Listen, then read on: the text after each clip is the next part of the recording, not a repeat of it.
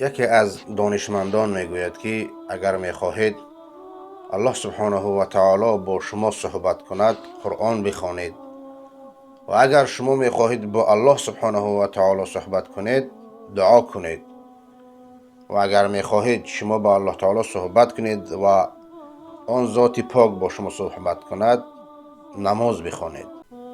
برای خواندن قرآن کریم باید روزانه وقت جدا کنیم تا اینکه در زندگی و تجارت ما الله تبارک و تعالی برکت عطا فرماید.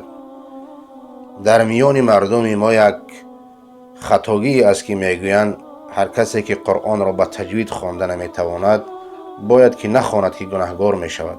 این نادرست است.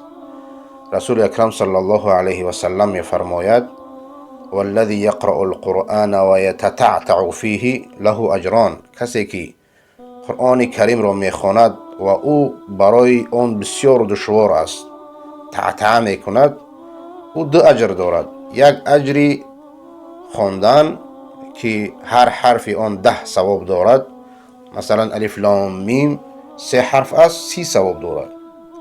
و آن دشواری که میکشد در خواندن قرآن کریم برای او هم اجر میگیرد. و هر کسی که قرآن کریم را خوب میخواند و با تجوید میخواند او همراه ملائکه های سفره الکرام البرره با همراهی آنها است.